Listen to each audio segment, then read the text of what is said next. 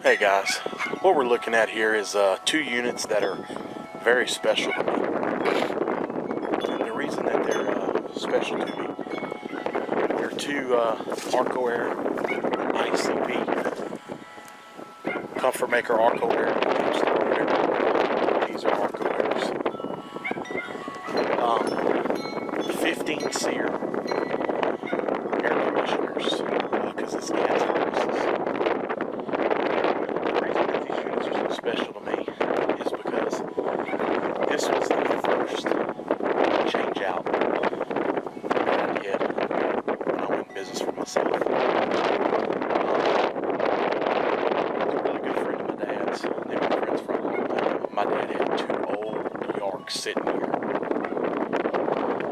About two York evaporators and two very, very old Schneider General gas furnaces. With all Arco 15 series. Very special to me, these units here. Just because of the fact that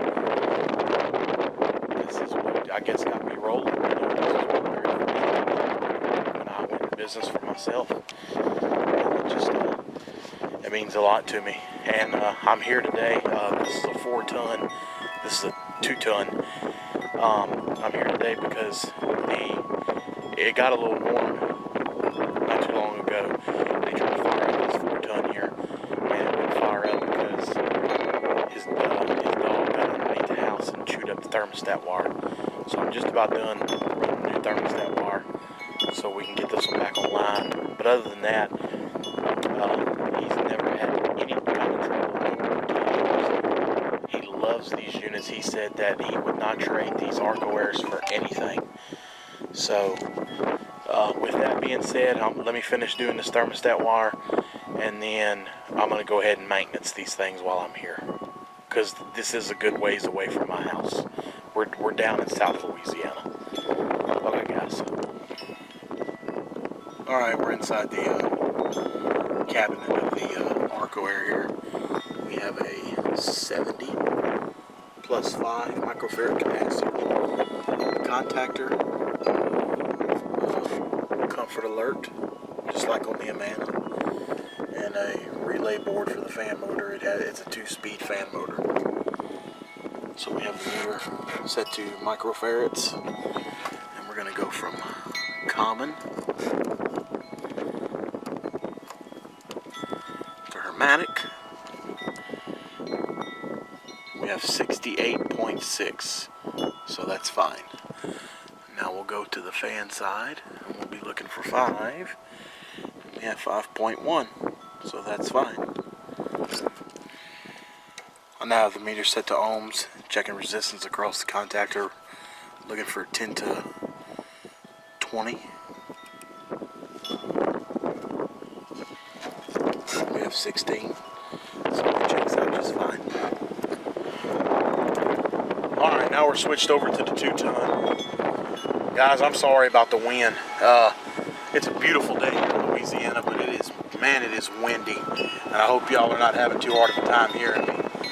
I'm trying to block the speaker on my camera so the wind doesn't interfere with it too much. But this guy here lives on a really big farm. He's got 3 daughters, and they show cows and stuff like that.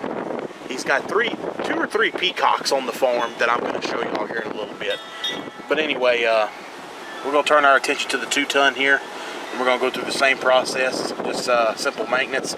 But one thing I wanted to say is I started talking good about these Arcos and how much he loved them and he never had trouble with them and this and that.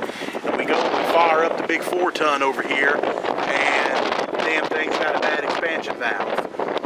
So what's happening is it's pumping down, it's kicking out on low pressure. I thought it was low freon at first, but it's not low freon. I got a pressure temperature chart out, and we were right on the outside of the standing pressure on the testos.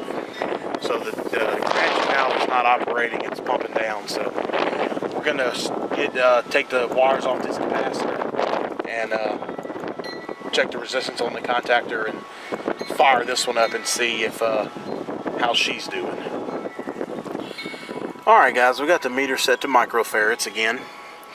We got one of those wedged onto common. This is a 35 plus 3. So this is hermetic. We would expect to see somewhere in the neighborhood of 35.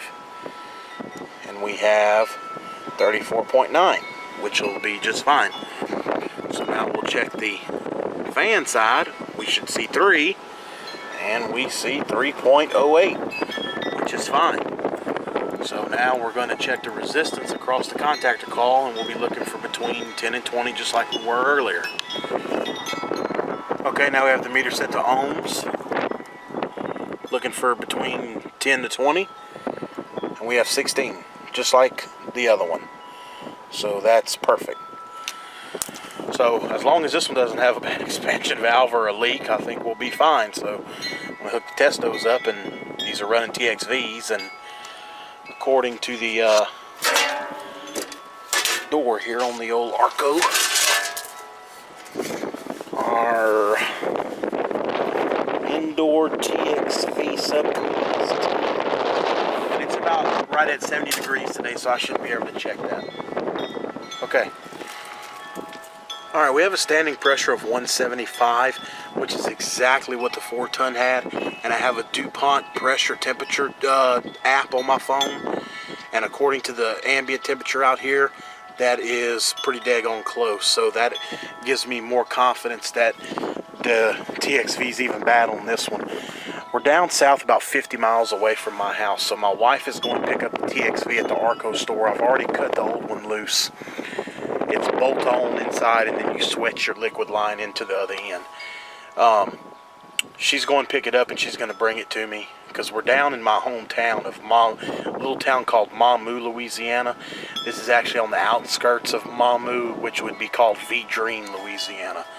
And a really good friend of my dad's. And so as soon as she gets here with the TXV, we'll get this one back online, and I'll fix and start this one up to make sure it's okay.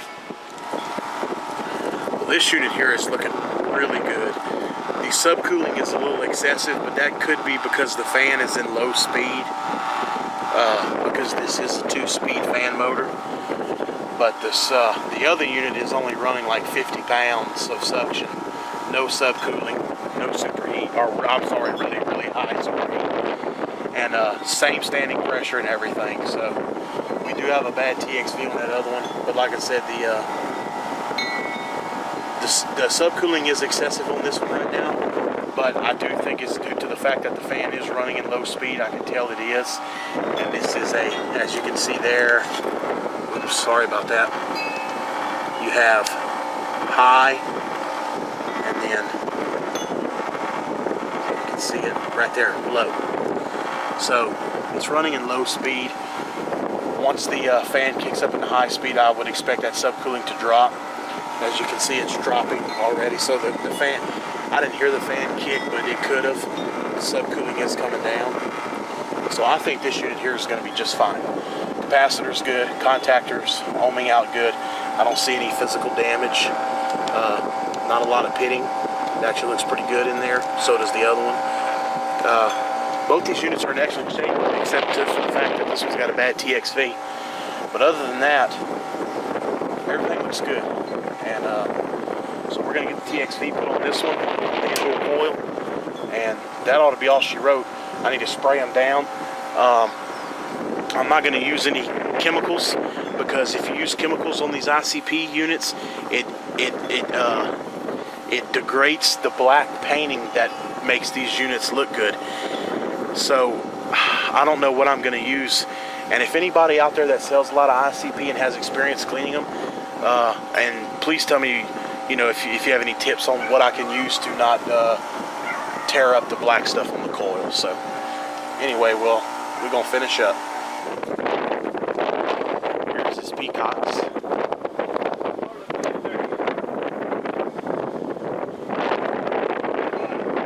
Yeah, he's got 2 peacocks. He really lives on a big farm.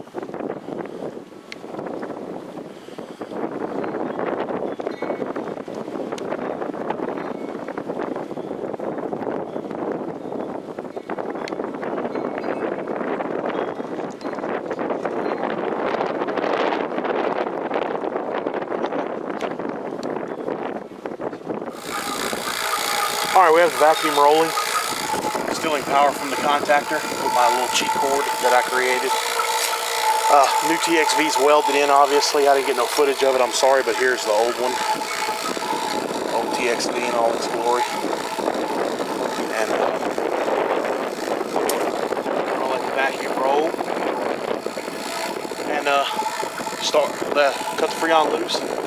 Start it up. It just goes to show, you never know what you're going to run into. I guess we can call this the first no cool of 2014, but then again, you really can't. This was just supposed to be a simple thermostat wire replacement.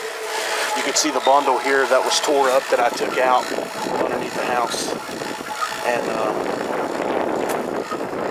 it was just supposed to be that. And when I started the unit up, it was kicking out a low pressure. So it just goes to show you never know what you're going to run into when you go on these drives. It could be as simple as a capacitor change out, or as supposed to be as simple as pulling some new thermostat wire to changing out a TXV. But nonetheless, we got it done. The old TXV is out. New one's in. The vacuum is getting down into the 900s already, pulling down very nicely.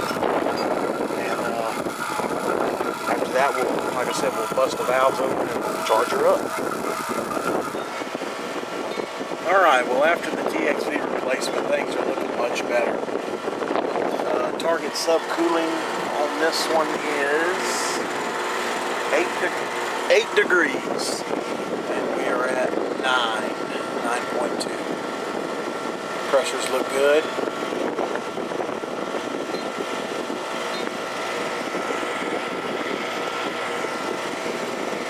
And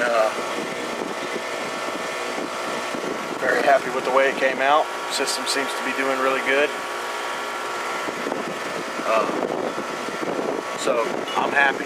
Customers should be happy.